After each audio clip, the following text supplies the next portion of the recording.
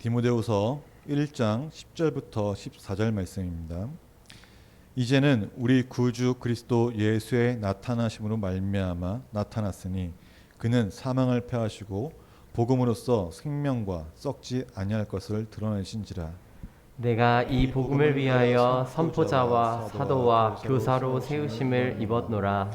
이로 말미암아 내가 또 이 고난을 받되 부끄러워하지 아니함은 내가 믿는 자를 내가 알고 또한 내가 의탁한 것을 그날까지 그가 능히 지키실 줄을 확신함이라. 너는 그리스도 예수 안에 있는 믿음과 사랑으로서 내게 들은 바 바른 말을 본받아 지키고 우리 안에 거하시는 성령으로 말미암아 내게 부탁한 아름다운 것을 지키라. 이는 한해의 말씀입니다. 아멘. 다 함께 잘 읽겠습니다. 우리가 7월의 주제가 뭔지 아십니까? 맨 앞에 나와 있죠. 7월 주제가 무엇이죠? 크게 한번 외치겠습니다. 일어나라 주의 자녀여. 예. 제가 7월달 이 일어나라 주의 자녀라는 주제를 정하면서 신유의 영역에서 말씀을 전하고자 합니다. 신유는 우리에게 꼭 있어야 될 것입니다. 그리고 있어야 당연한 것이고요. 그래서 오늘은 이 아름다운 것을 지키라라는 제목으로 은혜의 말씀을 전하고자 합니다. 오늘 말씀 보면은 이제 다들 아시겠지만은 바울이 디모데에게 보내는 편지 내용 중에 일부분입니다. 그러나 우리에게는 이 디모데에게 보낸 편지의 말씀이 우리에게 있어서는 우리가 예수 그리스도를 영접한 사람으로서 어떠한 삶을 살아가야 할지를 알려주고 또 권고하는 말씀이기도 합니다. 이 말씀을 우리 삶에 적용할 때 우리는 주의 자녀로서 아름다운 것을 지키며 또 복된 삶을 살아갈 수 있음을 알아가시고 또 깨닫고 실천하시기를 주의 이름으로 축원합니다. 아멘. 본문을 보면은 예수님이 이 땅에 나타나시기 전까지는 그 죽음의 권세를 깨뜨린 생명의 길이 나타나지 않았다고 기록되어 있습니다. 오직 예수님이 이 땅에 오셔서 하나님의 그 모든 언약을 이루셨을 때 예수님을 통해서 이 땅에 그것이 드러났습니다. 예수님이 이 땅에 나타나고자 나서야 하나님의 그 모든 계획과 또 하나님의 그 말씀하신 그 죄사함과 생명의 글이 나타났다는 것입니다. 그것이 바로 복음이죠. 이 복음으로써 사망을 패하시고 복음으로 영원한 생명의 길을 보여주셨습니다. 그렇다면 복음이 무엇일까요? 복음. 예, 우리가 한자만 하면은 이제 뭐 기쁜 소식, 예, 그게겠죠. 기쁜 말이 되겠죠. 이 복음을 제가 묵상한 가운데 한마디로 정리하면은 저는 이렇게 생각합니다. 하나님과의 관계 회복이다. 저는 이게 복음을 생각합니다. 바로 신유의 영역인 거죠. 예수님을 통해서 우리에게 죄사함과 그 생명의 길이 우리에게 나타난 것입니다. 그래서 복음은 우리가 하나님과의 관계가 회복되어지고 하나님을 바라보게 하고 썩지 않는 영원한 생명의 길로 인도하신다는 것이에요. 그게 복음입니다. 그래서 예수님이 우리에게 치유자가 되시고 또 우리에게 생명을 주시는 분이라는 것이에요. 예, 바로 라파죠. 치유되시는 그 예수님. 그래서 예수님의 은혜로 우리가 하나님과의 관계가 회복되어지고 또 주님의 사랑을 알게 된 자는 복음을 위한 하나님의 도구로 세워질 수밖에 없다는 것이에요.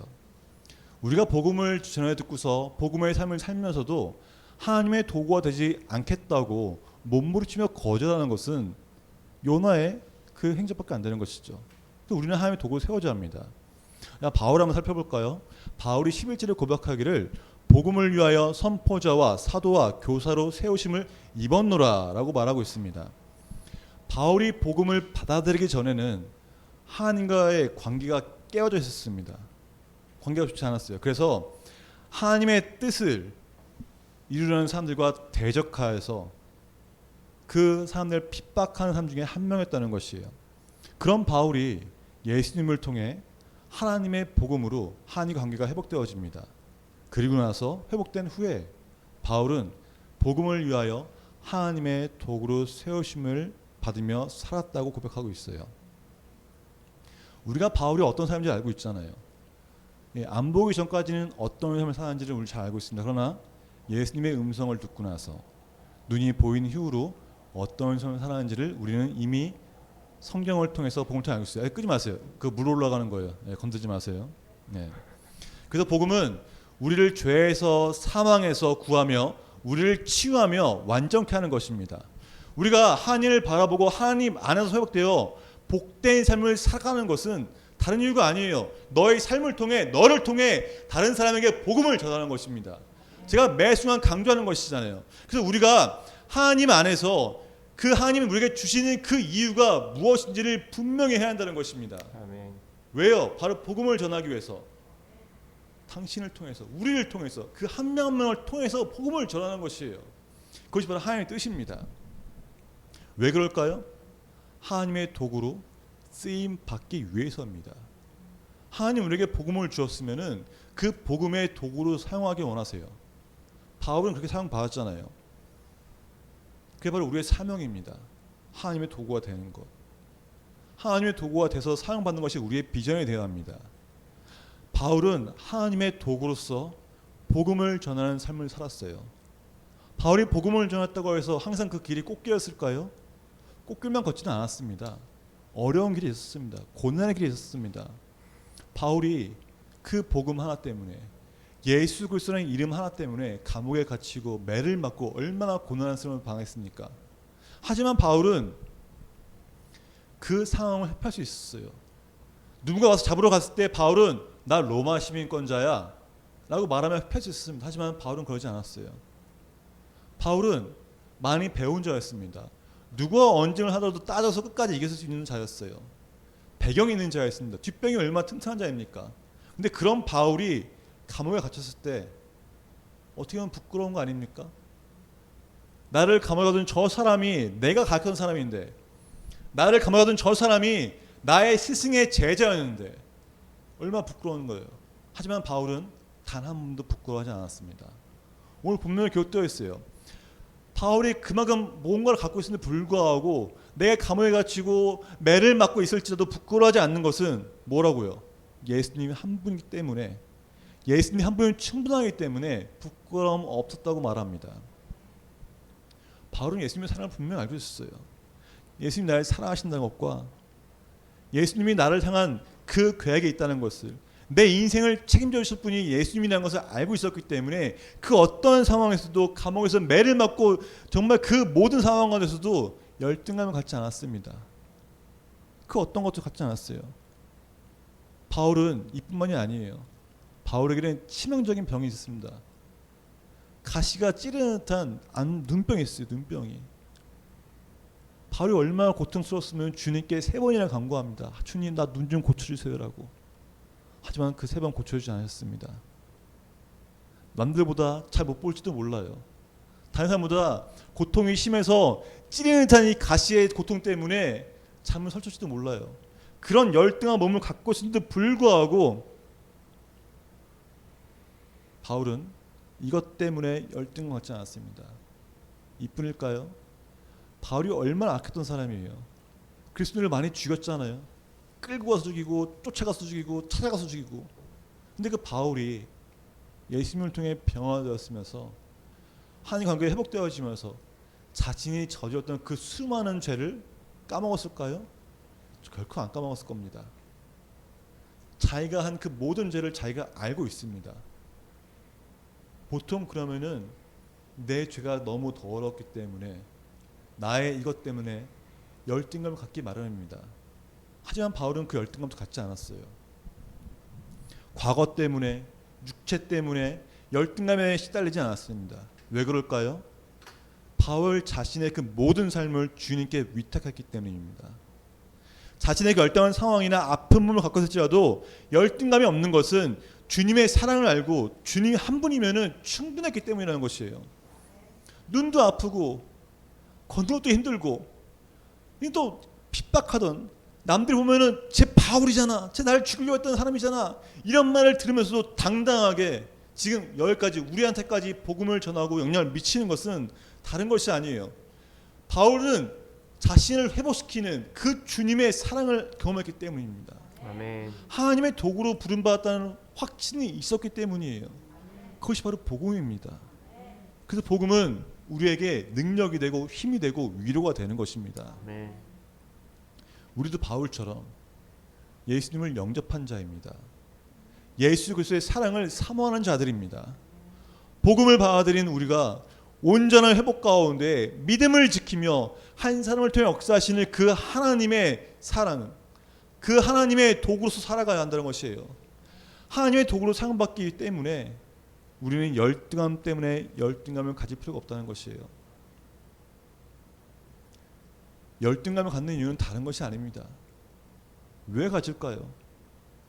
내가 남보다 못하다는 생각, 내 약점이 드러날까 두려워하는 것들, 내가 저지른 과거가 떠벌려질까봐 그 걱정하는 두려운 마음 때문에 생긴 것입니다.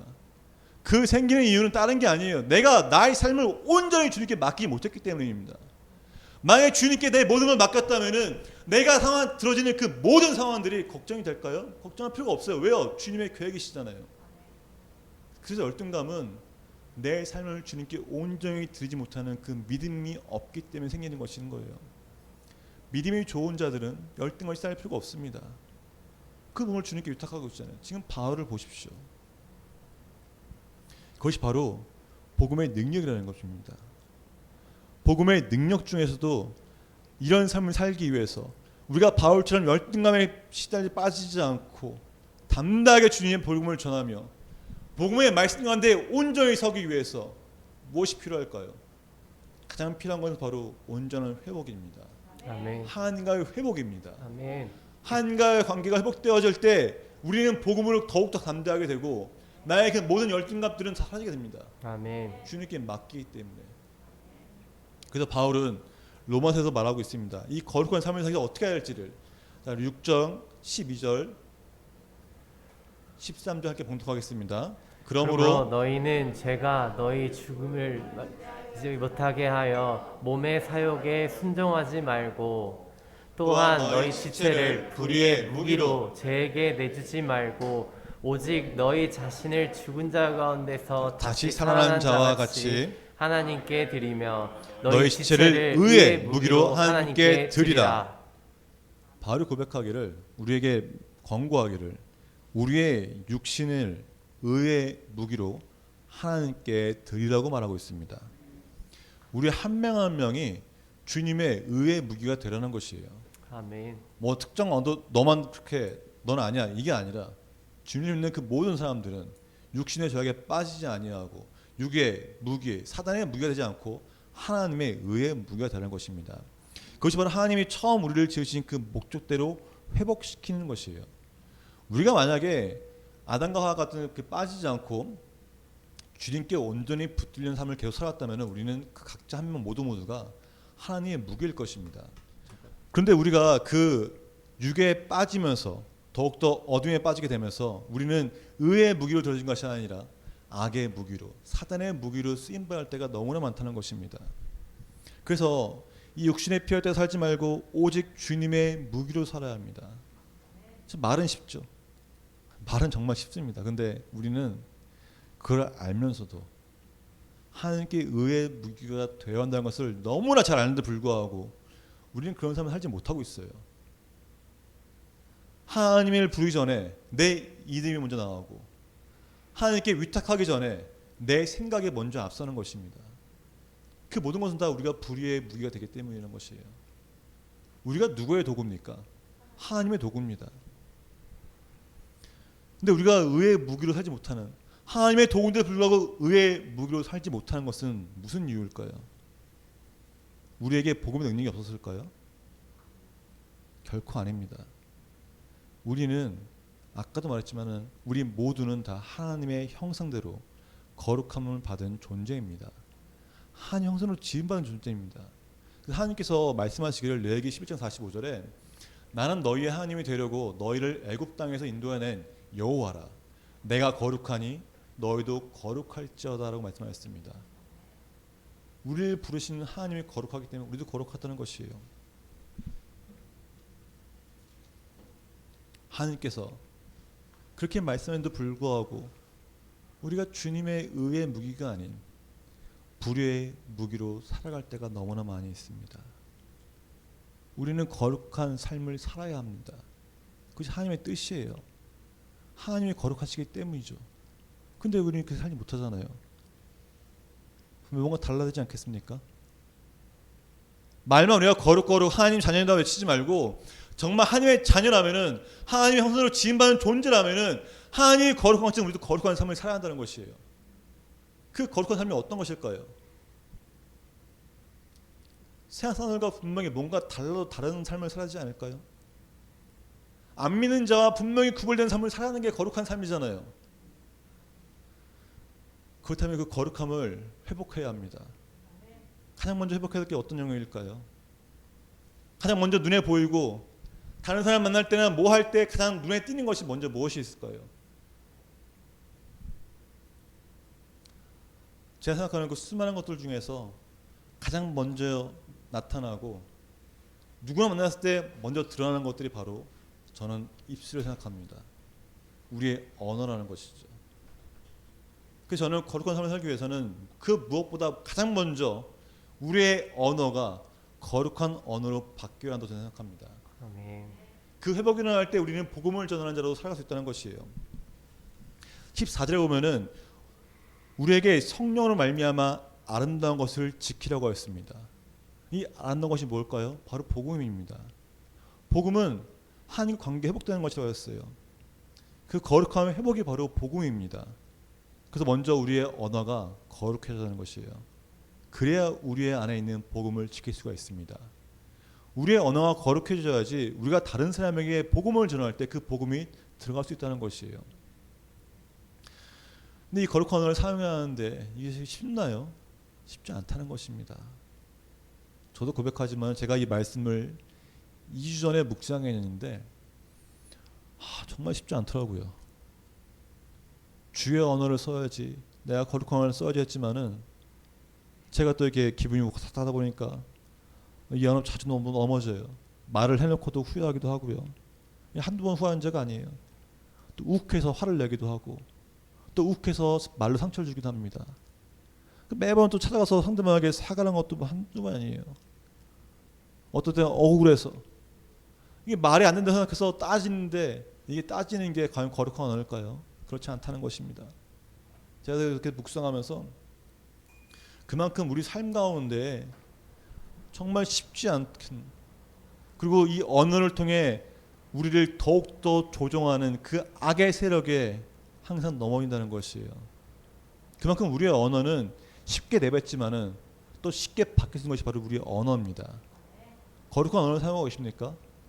어떠셨습니까? 한 주간 살아가면서 정말 거룩한 주의 언어로 살고 계십니까? 상처 주는 말을 하지 않으셨습니까? 공격적인 말은 어떻습니까? 그건 주님의 언어가 아니라는 것이에요. 거룩한 언어가 아니라는 것입니다. 제가 이렇게 어제 엊그저께죠, 금요일 날 요한계시록 강의에서 말한 것처럼 우리가 언어를 거룩하게 써야 한다고 말하면서도 알면서도 행하지 못하는 이유가 제가 뭔가 곰곰이 생각해봤어요. 그 이유는 요한계시록 강의에서 말씀드린 것처럼 우리가 그 사실을 지식의 지혜로 알고 있기 때문이라는 것이에요.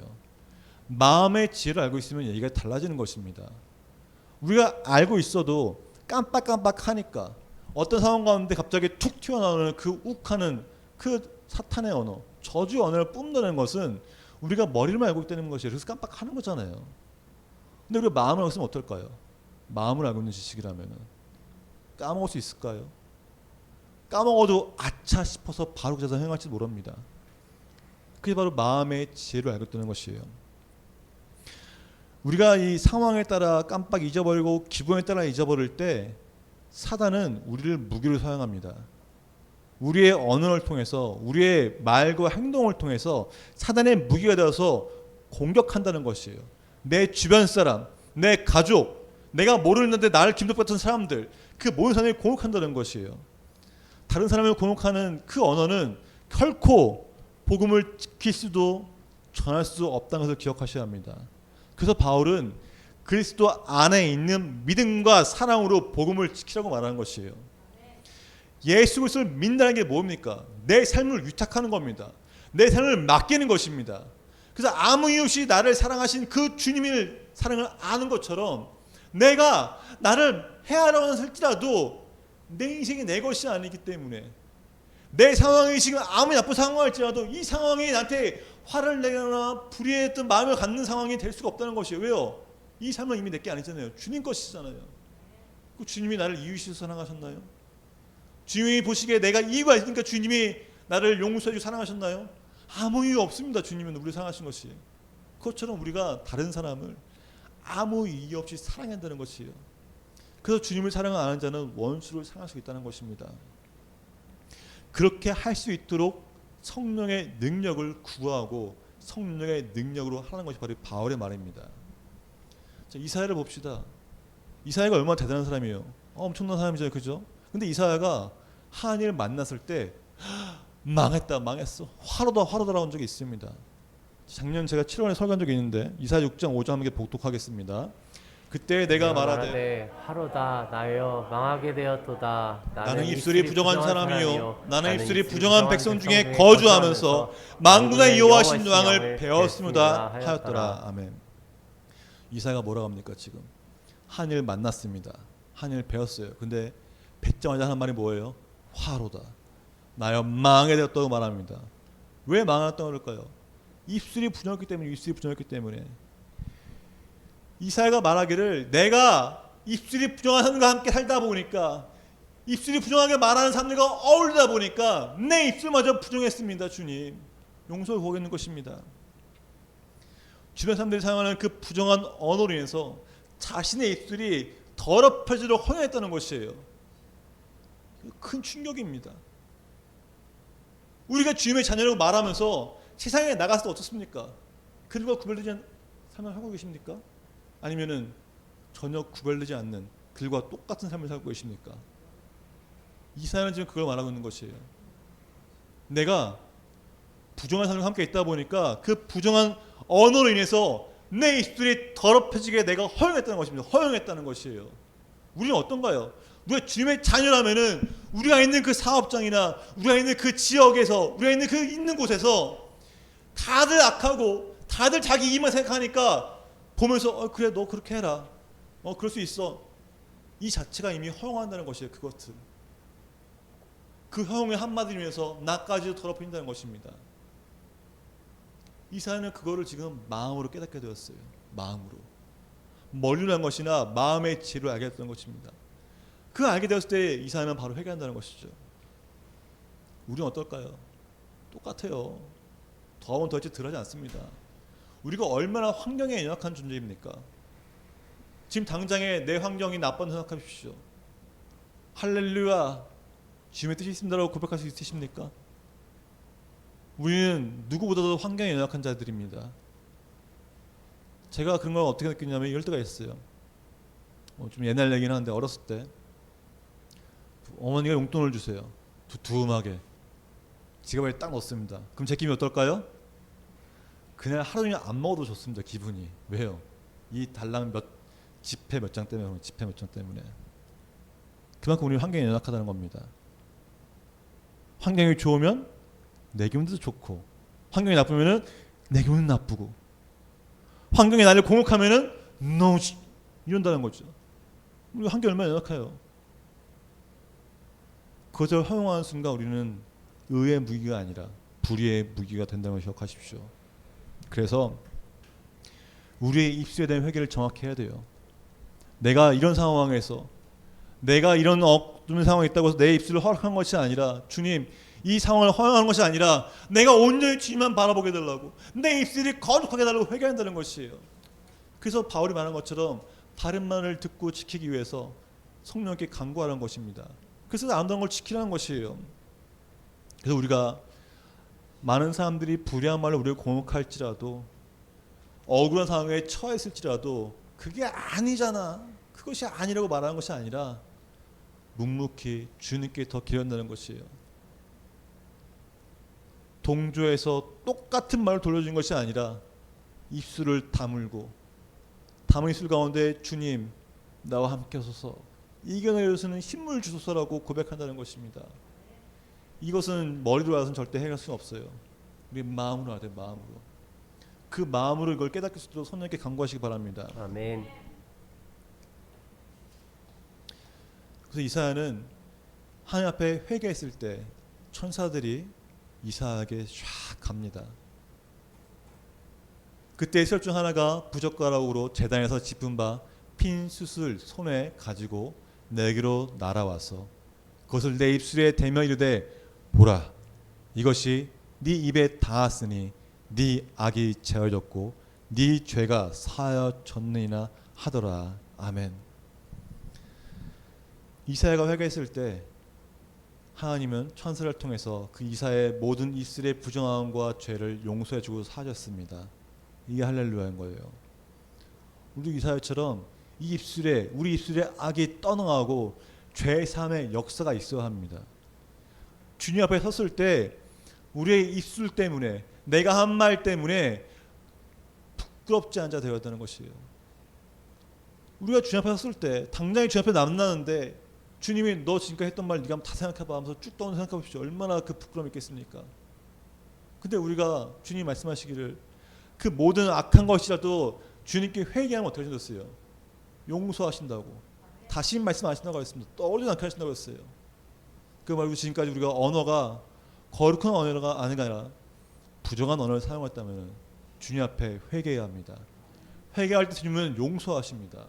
아멘. 이 이사야가 받은 이 천사의 이 핀 불처럼 수수 입을 대는 것처럼 우리의 입술을 정결케 하시고 우리의 부정한 입술을 끊어주시고 그 모든 악을 끊어주셔서 거룩한 언어를 할 수 있게끔 하시는 것이 바로 성령님이신 겁니다. 아멘. 그래서 우리가 생명의 말들을 할 것입니다. 악의 입술이 끊어지고 부정의 언어가 끊어지면 우리는 긍정의 언어, 주님의 언어, 생명의 언어, 살리는 언어, 희망을 주는 언어, 소망을 주는 언어가 한다는 것이에요. 그 중에 제일이 바로 복음입니다. 복음이에요. 이 복음을 전하되기 위해서 우리는 거룩한 언어로 무장해야 된다는 것이에요. 그게 바로 하나님의 의의 무기고 주님이 우리에게 주신 그 복음을 지키며 나아가는 길인 것입니다. 아멘. 사랑하는 여러분, 복음 위에 온전한 거룩한 언어를 사용하십시오. 그것이 주 앞에 칭찬받는 길이고 하나님의 무기가 되는 길이고 아름다운 것을 지키는 길입니다. 아멘. 거룩한 언어를 사용한다는 것 너무 어렵다고 생각할 수 있어요. 정말 어려울 수 있습니다.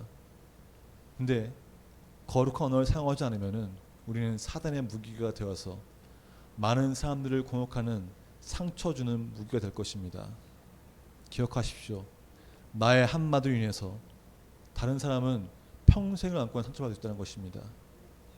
트라우마라는 것이 그냥 트라우마가 아니에요. 상황이나 언어에 있어서 그것이 박히면은 빠지지 않는다는 것입니다. 그래서 우리는 회개하고 그 사람에도 용서를 구해야 하고 내가 거룩한 언어를 더 사용하겠다고 다짐해 나가야 되는 것이에요. 저도 전화 통화하면서 제가 너무 억울하니까 상대방에게 막 말을 하면서 울린 적도 있어요. 그때 제가 너무 가슴이 아파가지고 다음날 전화해서 그분에게 사과한다고 미안하다고 죄송하다고 이렇게 한다는 것이에요.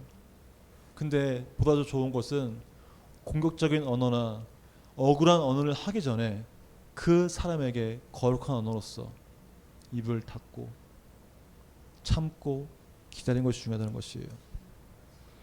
화가 난다고요? 억울하다고요? 이유 없이 상대방을 사랑할 때 그 모든 것들을 다 내려놓을 수가 있습니다. 너무나 어려운 상황이 있다고요? 말 못할 그 아픔이 있다고요? 내 인생을 주님께 온전히 위탁하십시오. 위탁하면은 그 모든 것들은 일도 아닙니다. 이것 때문에 마음 아플 일 없다는 것이에요. 그래서 믿음과 사랑 안에서 복음을 지키고 그 아름다운 걸 지키는 것은 성령의 역사심과 도우심으로 해야 한다는 것입니다. 주님께 삶을 드리십시오. 온전한 삶을 드리십시오. 삶이 온전하게 들을 때 우리의 언어는 더 이상 악한 말을 하지 않는 거룩한 언어를 사용할 것입니다. 온전히 주님께 맡겨야 합니다. 주님께 모든 걸 위탁하십시오. 내 삶, 내 성격, 내 계획, 나의 모든 인생의 모든 것들을 다 위탁하십시오. 아멘. 그것이 믿음입니다. 아멘. 그리고 거룩한 언어를 사용하십시오. 우리는 그냥 찬양하면서 나아가기 원합니다.